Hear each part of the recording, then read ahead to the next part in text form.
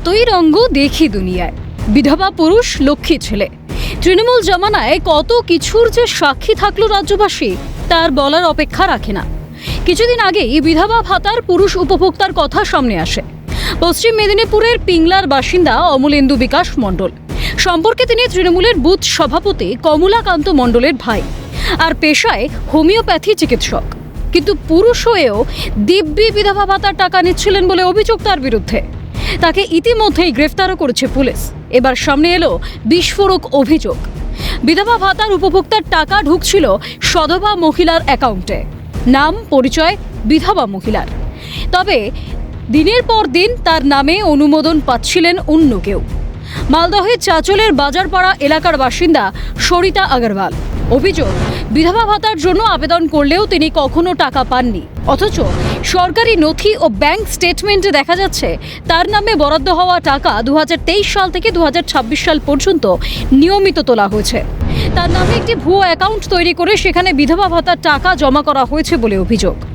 আমার হাজব্যান্ডের 95-এ এক্সপায়ার হয়েছিলেন, তবে থেকে আমি কিছু অ্যাপ্লাই করিনি। 6-7 বছর থেকে আমি অ্যাপ্লাই করেছি বিধবা পেনশনের জন্য, আর আমি এখন পর্যন্ত কিছু পাইনি।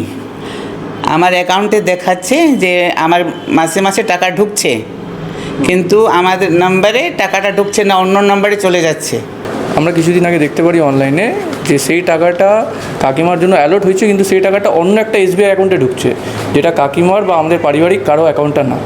তো আমরা নতুন সরকারে আবেদন করছি যে এই টাকাটা যাতে কাকিমা পায়, তাহলে কাকিমার অনেক সুবিধা হবে, যেহেতু কাকু আমার অনেক বছর আগে মারা গেছে। অনেকবার আবেদন করেছে, কিন্তু পেলেন না কেন? টাকা সরকার থেকে দেওয়া গেছে, কিন্তু টাকাটা দুর্নীতি হয়ে অন্য একটা অ্যাকাউন্টে যাচ্ছে।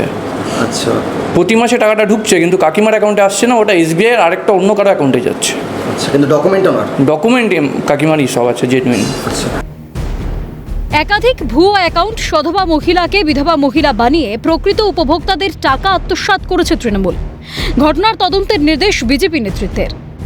লক্ষ্মীর ভাণ্ডার থেকে শুরু করে বিধবা ভাতা, বার্ধক্য ভাতা, সমস্ত যে ভাতা আছে সেই সমস্ত ভাতা তৃণমূল নেতাদের অ্যাকাউন্টে বা তৃণমূলের দ্বারা প্রভাবিত হয়ে যেসব মানুষগণ ছিল তাদের অ্যাকাউন্টে ঢুকছে।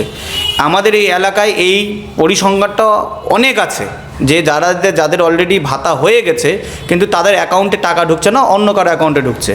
আমরা প্রশাসনের কাছে দাবি করছি যাতে এগুলো দ্রুত সামনের দিকে স্কুটনির মধ্যে দিয়ে দ্রুত সমাধান করা যাক।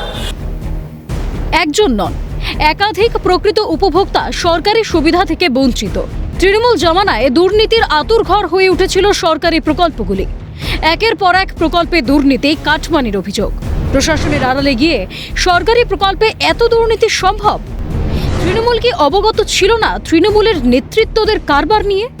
কিভাবে সরকারি নথি, ব্যাংকিং ব্যবস্থা এবং প্রশাসনিক নজরদারির ফাঁক গলে বছরের পর বছর ধরে চলল এই অনিয়ম? সমালোচনার ঝড় রাজনৈতিক মহলে।